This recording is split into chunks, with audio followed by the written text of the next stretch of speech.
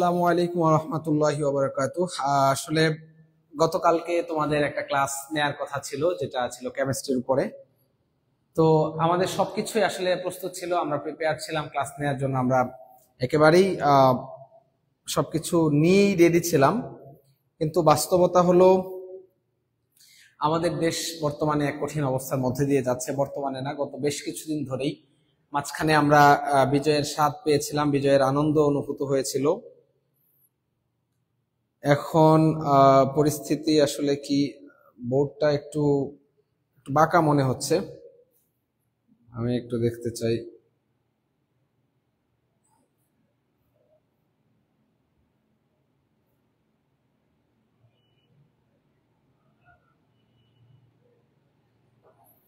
হ্যাঁ,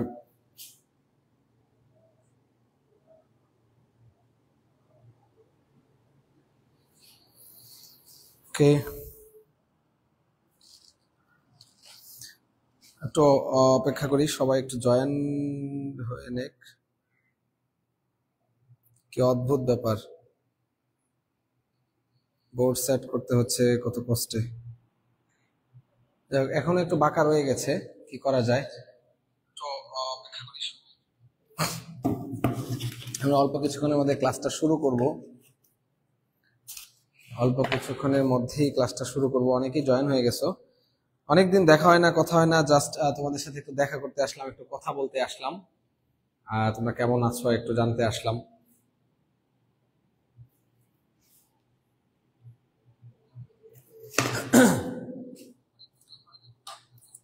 যারা ক্লাস করো রেগুলার, একটু বন্ধু বান্ধবী যারা আছে তাদেরকে একটু মেনশন দিয়ে দিও। পরীক্ষা কবে হবে কবে হবে না এটার কোনো নিশ্চয়তা নাই। আমরা একটা খুব বাজে রকম একটা ধোঁয়াশার মধ্যে আছি। তারপরেও জীবন চালিয়ে যেতে হয়, জীবনের গতিতে, জীবনের নিয়মে। এটাই বাস্তবতা। ইংরেজি নিয়ে আসলে তোমাদেরকে আলাদা করে যে পড়াবো, এটার খুব একটা ভালো অবস্থাতে আমরা নাই সবকিছু মিলে।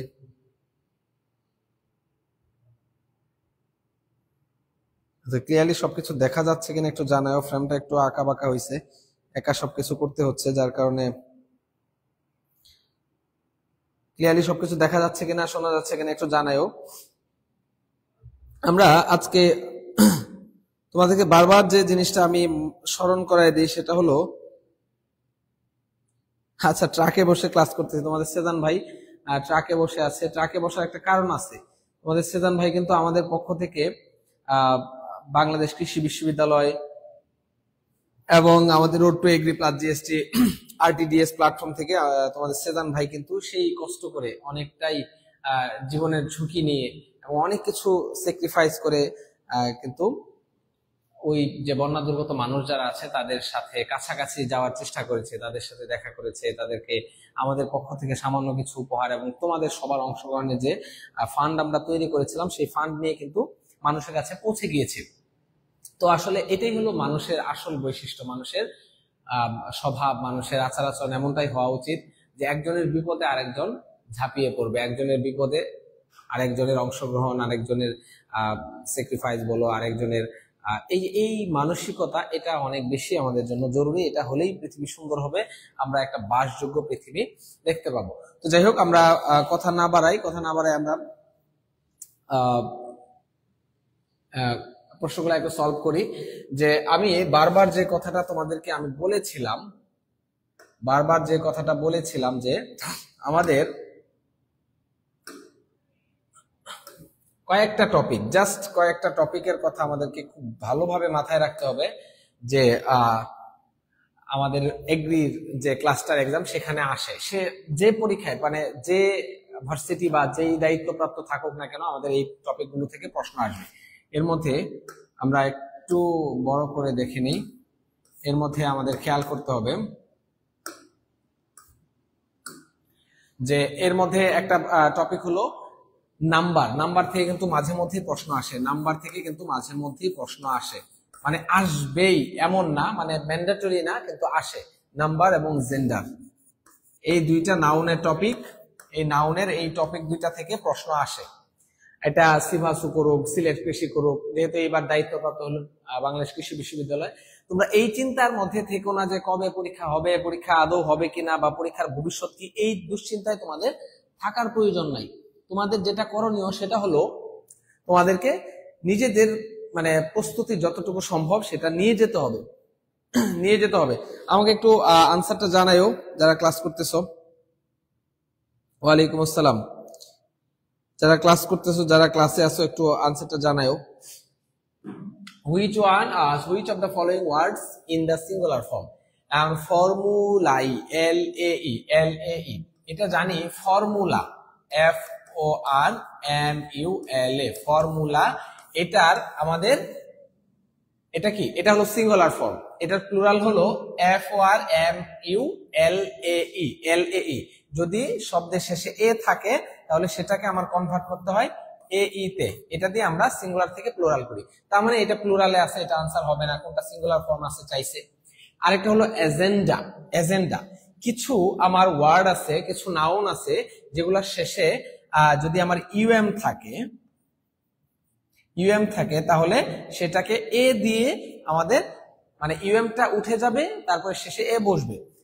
এরকম হলো এজেন্ডা, এডেন্ডা, তারপরে মেমোরেন্ডাম, এরকম এগুলা দিয়ে আমাদের প্লুরাল মিন করে যদি শব্দের শেষে এ থাকে। যেমন আমি বললাম এডেন্ডা, তারপরে ব্যাকটেরিয়া, BAC, ব্যাকটেরিয়া, এই যে এটা দিয়ে আমি কি বুঝবো, এটা দিয়ে আমি বুঝবো প্লুরাল।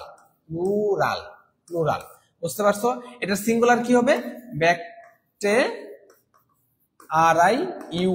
এই যে ইউএমটা আছে, ইউএমটা উঠে যায় আমার এ হবে, এটা হবে প্লুরাল। তো ইউএমটা উঠে গিয়ে কি হবে, এ হবে। তো তার মানে কি, এজেন্ডা এটাও আছে প্লুরাল ফর্মে। আমার চাইছে কি, কোনটা আছে সিঙ্গুলার ফর্মে, আমার চাইছে সিঙ্গুলার ফর্ম। তার মানে এজেন্ডা, ফর্মুলাই সব হলো আমার প্লুরাল ফর্মে আছে। তারপরটা দেখো কেসেস। আমরা এটা খুবই সিম্পল, এটা সিঙ্গুলার ফর্ম কি হবে, কেস। এটার সিঙ্গুলার ফর্ম হবে এজেন্ডাম, DUM। এটার সিঙ্গুলার ফর্ম হবে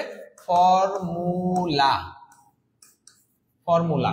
এই তিনটা হলো আমার তিনটা ফর্ম, ফর্মুলা, এজেন্ডাম, হ্যাঁ আনসার হবে ডি। রেডিয়াস, এটাও হবে না, রেডিয়াসের প্লুরাল ফর্ম হবে RADI, রেডি, RADI, এটা হলো আমার সিঙ্গুলার ফর্মে আছে, আনসার হবে ডি। ওকে, আচ্ছা তারপরে আমরা পরেরটাতে চলে যাই। fill in the blank. I could not mend the laptop myself. I couldn't, তার মানে আমাদের নাম্বার এবং জেন্ডার এটা আমাদের জানা থাকতে হবে। I couldn't mend the laptop myself.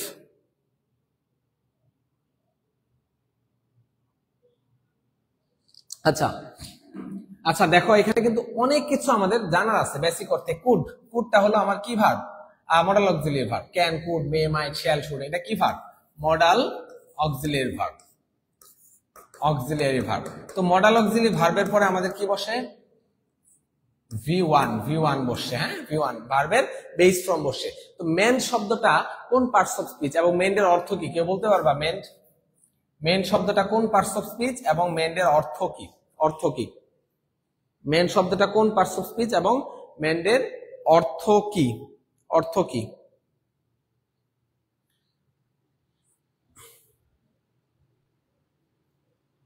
Main শব্দটা কোন পার্টস অফ স্পিচ, এটা প্রথমত বলবা। আর এটা হলো এটার অর্থ কি,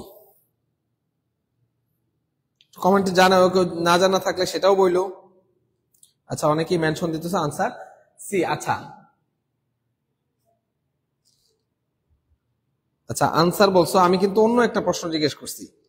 মেন্ড কোন পার্টস অফ স্পিচ এবং মেন্ডের অর্থ কি?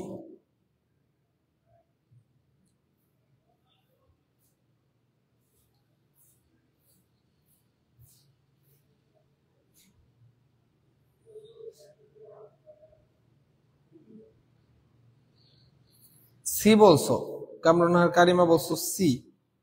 আচ্ছা, এটা কি সি হবে আদৌ? I don't know. আচ্ছা, ভার্ব অর্থ কি জানো কেউ? সি বলছো কামরুনার কারিমা। I did it mend, I could not mend the laptop myself, আমি নিজে নিজে। ম্যান্ড অর্থ হলো মেরামত করা, মেরামত করা, এটা হলো ভার্ব। মেরামত করা, এটা হলো একটা ভার্ব, ভার্ব, ভার্ব। এখন আমি নিজের ল্যাপটপটা নিজে মেরামত করতে পারি না। মাইসেলফ কোন পার্টস অফ স্পিচ বলো তো? মাইসেলফ, মাইসেলফ কোন পার্টস অফ স্পিচ?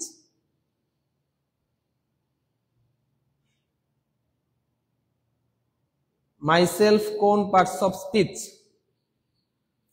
একটু আমাকে কমেন্টে জানাও, মাইসেলফ কোন parts of speech? Myself, myself কোন পার্টস অফ স্পিচ?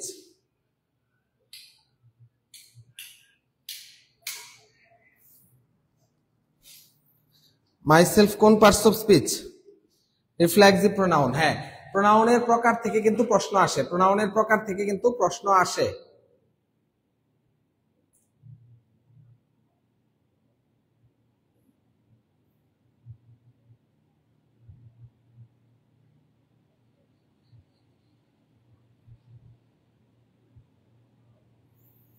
প্রোনাউনের প্রকার থেকে কিন্তু প্রশ্ন আসে, প্রোনাউনের প্রকার থেকে প্রশ্ন এসে থাকে।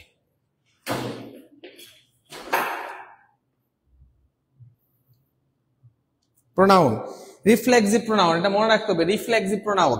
কারণ আমাদের ক্লাসিফিকেশনটা অনেক বেশি জরুরি। ক্লাসিফিকেশন কোনটা কোনটা জরুরি আমি তোমাকে বলি। যেমন রিফ্লেক্সিভ প্রোনাউন আমরা অনেক সময় আইডেন্টিফাই করতে পারি না। তারপর personal pronoun, personal pronoun, personal pronoun আমাদের অনেক সময়, ধরো আমাকে তুমি যদি বলো যে এনি, এনি এটা কোন ধরনের প্রোনাউন বলো তো? এটা প্রোনাউনের কোন প্রকার? এনি, এনি কি ধরনের pronoun? What kind of pronoun is any? Any কি ধরনের প্রোনাউন? একটু ইন্টারঅ্যাকশন করো, একটু কানেক্টেড ফিল হয় যেন। এনি কি ধরনের প্রোনাউন? খুবই ইম্পর্টেন্ট, খুবই ইম্পর্টেন্ট, কারণ এটা তুমি প্রোনাউনের প্রকার কবে পড়ছো বা এটা আদৌ আসে কিনা। হ্যাঁ, নাউন প্রোনাউন থেকে একটা প্রশ্ন আসবে ইনশাআল্লাহ, নাউন প্রোনাউন থেকে একটা প্রশ্ন আসে সাধারণত। এনি কি ধরনের প্রোনাউন বলো তো? এনি, এনি, এনি কি ধরনের প্রোনাউন? ওকে, হ্যাঁ, রিফ্লেক্সিভ প্রোনাউন। রিফ্লেক্সিভ প্রোনাউন তো মাইসেলফ। এনি কি ধরনের প্রোনাউন? এনি,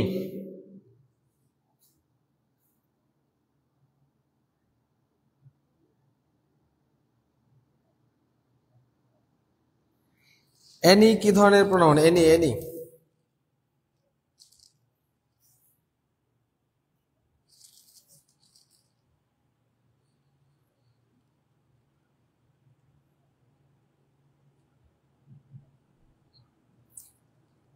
আচ্ছা, এগুলা তো তোমাদের, আচ্ছা কামরুন্নাহর মধ্যে ভুলে গেছে। আচ্ছা, ভুলে গেলে হবে না, এগুলো প্র্যাকটিসের মধ্যে থাকতে হবে। এগুলো একেবারেই মানে আসার মতো প্রশ্ন। এনি হলো indefinite pronoun, indefinite pronoun, indefinite pronoun, indefinite pronoun. Any, anyone, no, no one, none, everyone, everything, এগুলো সবকিছু হলো indefinite pronoun. Any, anyone, no, no one, everyone, everything, nothing, যা কিছু আছে এগুলো সবকিছু হলো ইনডেফিনিট প্রোনাউন, ইনডেফিনিট প্রোনাউন। মনে রাখো, ইনডেফিনিট প্রোনাউন। এখন আমার কথা হলো, এই প্রশ্নটা কোন জায়গা থেকে আসছে? এই প্রশ্নটা কোন জায়গা থেকে আসছে? আমাদের কিছু ভার্ব আছে যে ভার্বগুলা নিজে কাজ না করে অন্যকে দিয়ে করায়। মনে রাখবা, নিজে কাজ না করে অন্যকে দিয়ে করা। ভার্বগুলা কি? নিজে কাজ না করে অন্যকে দিয়ে করা। এই ধরনের ভাবকে আমরা কি বলি বলতো? নিজে কাজ না করে অন্যকে দিয়ে। মানে কি, ওই যে কিছু থাকে না, যে কিছু মানুষ থাকে দেখবা এরকম স্বভাবের, যে কি জানি বলে, যে কইয়ের তেলে কই ভাজা না কি জানি বলে, যে অন্যের ঘাড়ে চড়ে নিজের কার্য সম্পাদন করে। মানে নিজে কাজ করে না, অন্যকে দিয়ে কাজ করায়। যেমন আমি তোমাদেরকে পড়াচ্ছি, আই এম টিচিং ইউ। এই যে টিচ, শিক্ষা দেওয়া বা পড়ানো, টিচ। এখন এটা আমি তোমাকে পড়াচ্ছি, এটা কি আমি নিজে করতেছি, মানে নিজে কাজটা করতেছি, নাকি তোমাকে দিয়ে করাচ্ছি? মা শিশুকে চাঁদ দেখাচ্ছেন। দেখো, একটা হলো রিড, একটা হলো টিচ, টিচ। একটা হলো ইট, একটা হলো ফিড, একটা হলো সি, একটা হলো শো। এই যে যেটা হলো নিজে কাজ না করে অন্যকে দিয়ে করায়, সেই ধরনের ভার্বকে আমরা বলি causative verb, positive verb, positive verb. Positive verb মানে কি? পজিটিভ ভার্ব মানে হলো নিজে কাজ না করে অন্যকে দিয়ে যে কাজটা করায় সেটাকে আমরা বলি পজিটিভ ভার্ব। পজিটিভ ভার্ব, বুঝতে পারছো? এখন এই পজিটিভ ভার্বের একটা বিশেষ প্রকার আছে। বিশেষ প্রকার বলতে কতগুলা ভার্বকে আমরা একদম পজিটিভ ভার্ব হিসেবেই জানি। কতগুলা ভার্বকে আমরা একদম কি বলে যে পজিটিভ ভার্ব হিসেবেই জানি। এই ভার্বগুলো হলো let, make, have, help. Let, make, have, help. এখন এই হ্যাভ এর পরিবর্তে আমার হ্যাড হইতে পারে। Let, make, have, help. বুঝতে পারছো? Positive verb. এগুলো একটু লিখে রাখো, পজিটিভ ভার্ব।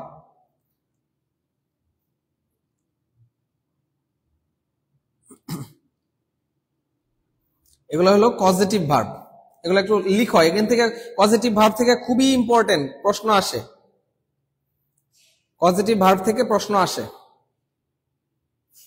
পজিটিভ ভার্ব দেখো,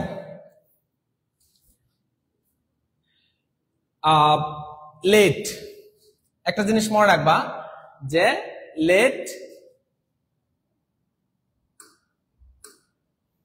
আরেকটা হলো লেট,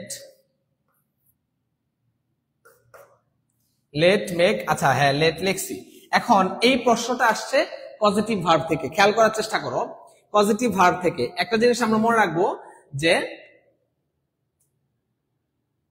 হ্যাভ, হ্যাভ পজিটিভ ভার্বটা have plus subject plus V3। যদি আমার পজিটিভ ভার্ব হ্যাভ বসে, হ্যাভ এর পরে আমার যদি কোনো সাবজেক্ট বসে, তারপরে আমার কি হবে? তারপরে ভার্বের কোন ফর্ম বসবে?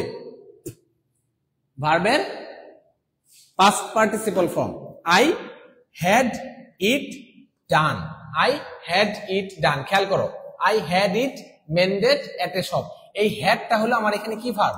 হ্যাড হলো positive verb. Positive verb, positive verb. Positive ভার্বের পরে আমার কি আসছে? কোন বস্তু আসছে। সাবজেক্টটা কি হবে? বস্তু। যদি সাবজেক্টটা বস্তু হয় তাহলে আমার ভার্বটা কি হবে? V3 হবে। বুঝতে পারতেছো কিনা আমাকে একটু বইলো।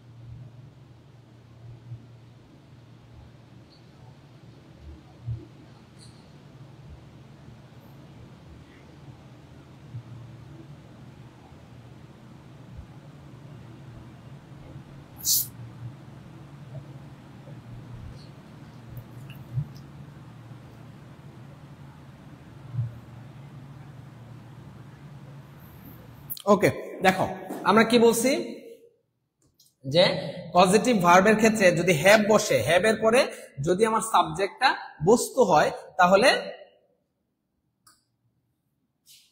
তাহলে আমার এরপরে ভার্বটা হবে V3 বা পাস্ট পার্টিসিপল।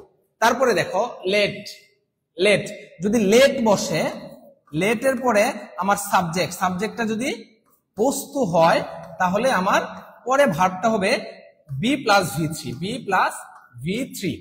লেট যে পজিটিভ ভার্বটা, এরপরে যদি আমার সাবজেক্ট বস্তু হয়, লেটের পরে যদি আমার সাবজেক্টটা বস্তু হয় তাহলে আমার বি প্লাস V3 হবে। বি প্লাস V3, যেমন বি প্লাস V3 হলে আমরা একটা এক্সাম্পল দেখি। এটা বুঝতে পারছো তো? দেখো একটা জিনিস আমি ক্লিয়ার করে দেই এই প্রশ্নটা সম্পর্কে, যে এখানে I could not mend the laptop myself, আমি নিজে নিজে ল্যাপটপটা মেরামত করতে বা সারাতে পারিনি।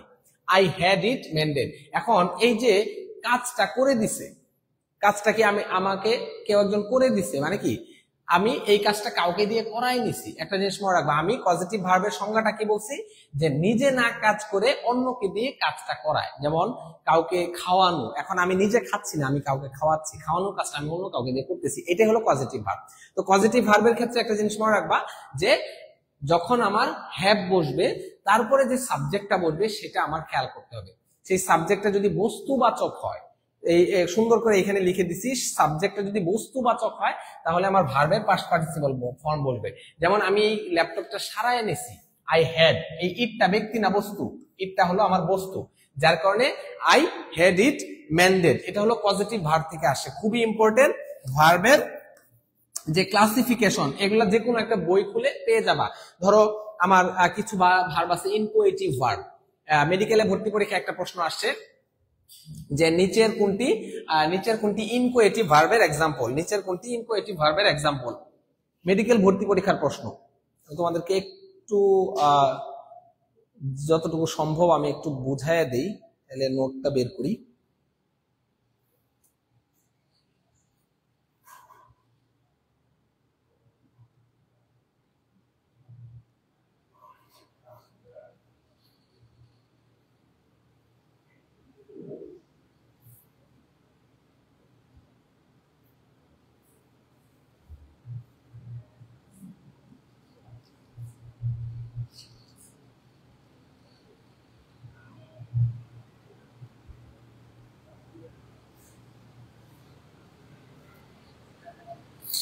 আচ্ছা আচ্ছা, দেখো আমি যেটা বলতে চাচ্ছিলাম যে কিছু প্রকার আছে, আমাদের কিছু আনইউজুয়াল প্রকার আছে। যেমন ধরো ইনকোয়েটিভ ভার্ব, ইনকোয়েটিভ ভার্ব, ইনকোয়েটিভ ভার্ব। ইনকোয়েটিভ ভার্ব কি? ইনকোয়েটিভ ভার্ব হলো যে ভার্বগুলো আমার কোনো কিছুর ধারাবাহিকতা বোঝায়, কোনো কিছুর পরিণতি বোঝায়, কোনো কিছু ধাপে ধাপে হওয়া বোঝায়, সেটা হলো ইনকোয়েটিভ ভার্ব। ইনকোয়েটিভ ভার্ব মানে কি? ইট is growing dark, it is growing dark. দেখো এখানে আমার এখানে ইট is growing dark, it is growing dark. ধরো আমি যদি এটা নেই, এই যে গ্রোয়িং ডার্ক, গ্রোয়িং শব্দটা হলো ধারাবাহিক ভাবে, এই গ্রোয়িংটা হলো আমার ইনকোয়েটিভ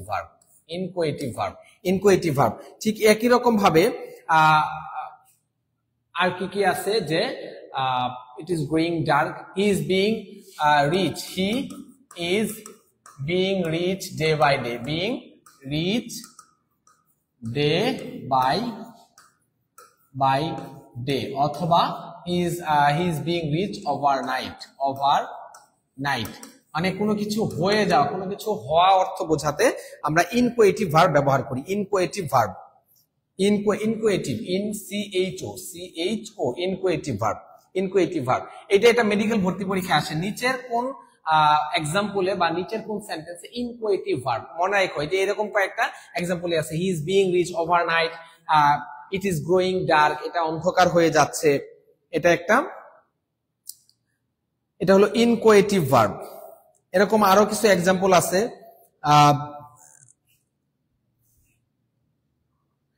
ইট ইজ গ্রোয়িং ডার্ক, তারপরে আছে ধরো দ্য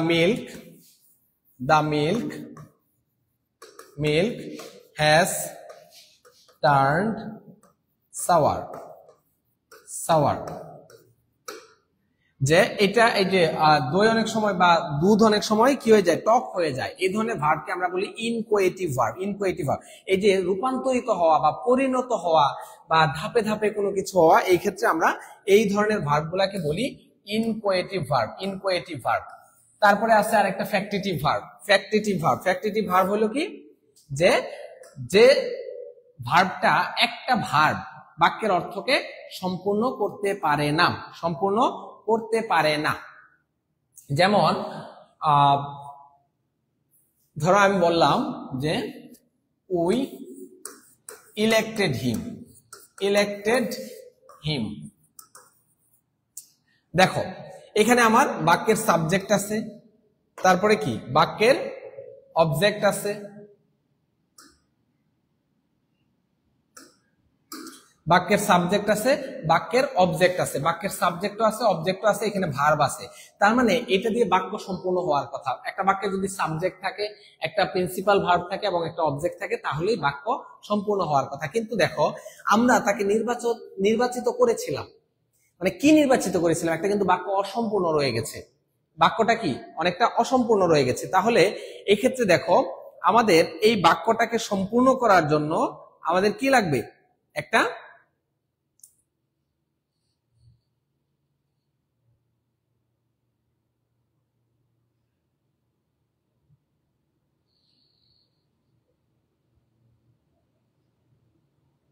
অবজেক্ট লাগবে, অতিরিক্ত একটা কি লাগবে, অবজেক্ট লাগবে।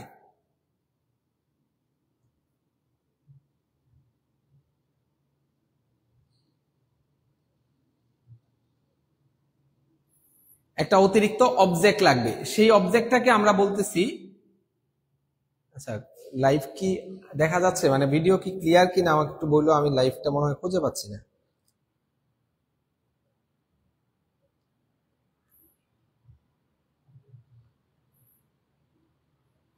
একটু বললো যে দেখা যাচ্ছে কিনা ক্লিয়ারলি।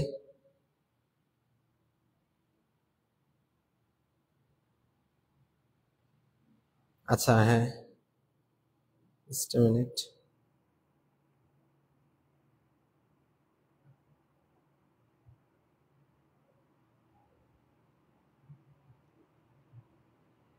আচ্ছা ক্লিয়ার আছে, ওকে সরি, হ্যাঁ ক্লিয়ার আছে।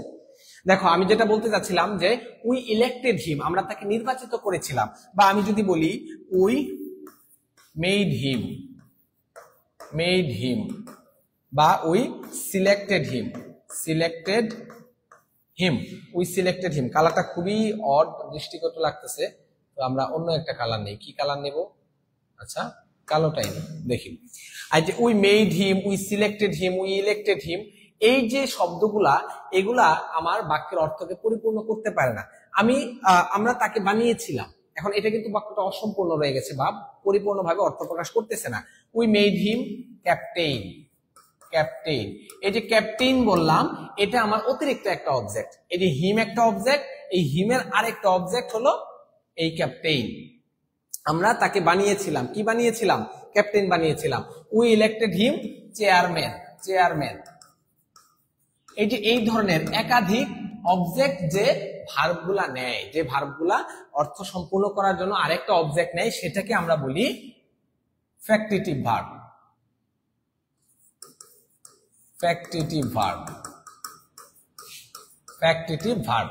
এই ফ্যাক্টিটিভ ভার্বটা যে অতিরিক্ত একটা অবজেক্ট নিল, এই যে ক্যাপ্টেন, এই যে চেয়ারম্যান, সেটাকে আমরা বলি ফ্যাক্টিটিভ অবজেক্ট, ফ্যাক্টিটিভ অবজেক্ট। বুঝতে পারছো? এই যে আমি অতিরিক্ত একটা অবজেক্ট নিলাম, সেই অবজেক্টটাকে আমি বলতেছি ফ্যাক্টিটিভ অবজেক্ট, ফ্যাক্টিটিভ অবজেক্ট। এখানে ইলেক্টেড, এখানে মেড, এখানে সিলেক্টেড, এখানে তারপরে আরেকটা এরকম শব্দ আছে, এটা হলো নমিনেট, নমিনেট নির্বাচিত করা, নমিনেট। এই যে নমিনেট, ইলেক্টেড, মেড, সিলেক্টেড, এগুলো হলো ফ্যাক্টিটিভ ভার্ব। এবং ফ্যাক্টিটিভ ভার্বটা যে অতিরিক্ত অবজেক্টটাকে নেয়, 2 নাম্বার যে অবজেক্টটাকে আমার নিল, সেখানে আমি বলতেছি ফ্যাক্টিটিভ অবজেক্ট। অনেক সময় পরীক্ষায় আসে যেখানে চেয়ারম্যান, কি চেয়ারম্যান হলো ফ্যাক্টিটিভ অবজেক্ট, বা নিচের কোন বাক্যে ফ্যাক্টিটিভ অবজেক্ট আছে, এ ধরনের প্রশ্ন কিন্তু অনেক সময় ভার্ব থেকে প্রশ্ন চলে আসে, এটা আমাদের খেয়াল রাখতে হবে। তারপরে আমরা আবার আমাদের প্রশ্নে চলে যাই, আমরা যেটা সলভ করতেছিলাম ফ্যাক্টিটিভ অবজেক্ট। তার মানে আমরা ওই যে পজিটিভ ভার্ব থেকে কিন্তু এখানে চলে গেছিলাম, পজিটিভ ভার্ব থেকে কিন্তু এখানে চলে গেছিলাম যে এখানে হেড আছে, হেডের পরে ইট আমার বস্তুবাচক অবজেক্ট, এবং বস্তুবাচক অবজেক্ট থাকার কারণে আমার বস্তুবাচক সাবজেক্ট থাকার কারণে আমার ভার্বের পাস্ট পার্টিসিপল ফর্ম হয়েছে। তো আমি যদি লেটের পরে সাবজেক্টটা বস্তুবাচক হয়, যেমন let it, let it, let it, এই যে কোনো কিছু কাউকে দিয়ে করিয়ে নেওয়া, let it be done, be done, let it be done. এই যে লেট, ইট আছে, এটা কি বাচক সাবজেক্ট? এটা হলো বস্তুবাচক বস্তুবাচক সাবজেক্ট। বস্তুবাচক সাবজেক্ট হওয়ার কারণে আমার বি প্লাস ভি3 হয়েছে। মনে রাখো পজিটিভ ভার্বে এগুলো আমার খুব বেশি পরিমাণে জরুরি। তারপর দেখো who planted this tree here, খুবই ইম্পর্টেন্টলি আমি বারবার বলতেছি যে ভয়েস ন্যারেশন থেকে প্রশ্ন আসবেই। এগ্রি ক্লাস্টারে ভয়েস এবং ন্যারেশন থেকে প্রশ্ন আসবেই ইনশাআল্লাহ। যে ভয়েস ন্যারেশন এমন দুইটা টপিক, এখান থেকে দুইটাও প্রশ্ন আসতে পারে, একটাও আসতে পারে, একটা তো আসবেই, দুইটাও আসতে পারে। মানে এই টপিকটা 10 নম্বরের মধ্যে তুমি 2টা নাম্বার এখানে মোটামুটি নিশ্চয়তা পাচ্ছ, তো এটা মিস করার কোনো সুযোগ নাই। এবং ভয়েস যদি আসে হু, এটা হলো মাস্ট, ম্যান্ডাটরি। ভয়েস প্রশ্ন আসা মানে ইন্টারোগেটিভ মানে হু থেকে প্রশ্ন আসবে। ভয়েসের মোস্ট ইম্পর্টেন্ট ভয়েস হলো ইন্টারোগেটিভ এবং ইম্পারেটিভ, দুইটা মনে রাখো। ভয়েস থেকে যদি কোনো প্রতিযোগিতামূলক প্রশ্ন আসে, বেশিরভাগ বলতে আমি বলতে চাই যে 80% প্রশ্ন আসে ইন্টারোগেটিভ থেকে এবং ইম্পারেটিভ থেকে। মনে রাখো ইন্টারোগেটিভ এবং ইম্পারেটিভ থেকে আমাদের ভয়েসের বেশিরভাগ প্রশ্ন আসে।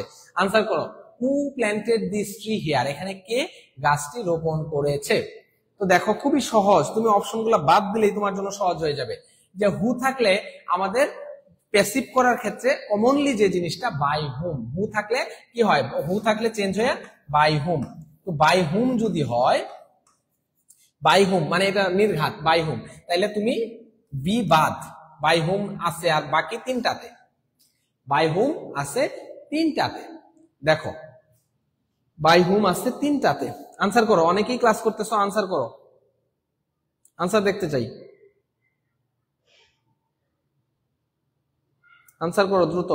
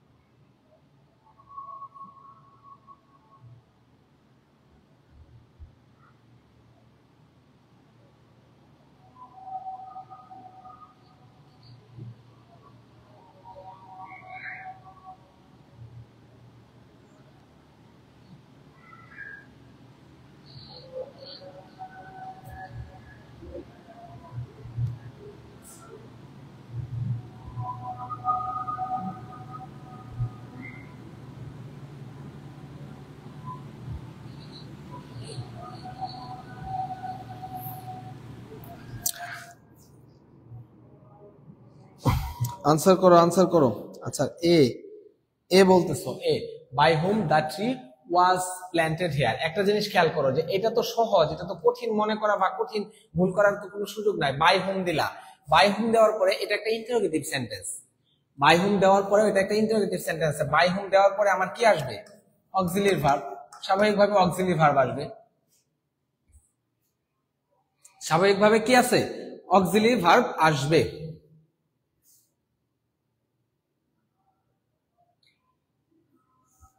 অক্সিলিয়ারি ভার্ব আসবে। আফসানা খাতুন, আহসান হাবিব এবং মুনতারিন আহমেদ যেটা বলছো যে আমার এখানে খেয়াল করো যে আমার অক্সিলিয়ারি ভার্ব আসছে কিনা। বাই হুম এর পরে দা ট্রি আমার সাবজেক্ট এই অবজেক্টটাকে আমি সাবজেক্ট বানাবো, কিন্তু এর আগে আমার কি থাকতে হবে, অবশ্যই আমার একটা অক্সিলিয়ারি ভার্ব লাগবে, তাহলে এখানে অক্সিলিয়ারি ভার্ব নাই, তার মানে এ হচ্ছে না। যারা এ বলছো তাদের আনসারটা আমি কারেক্ট নিতে পারতেছি না, এই আনসারটা আমি নিতে পারতেছি না।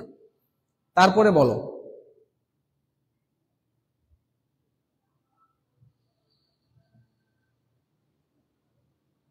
আচ্ছা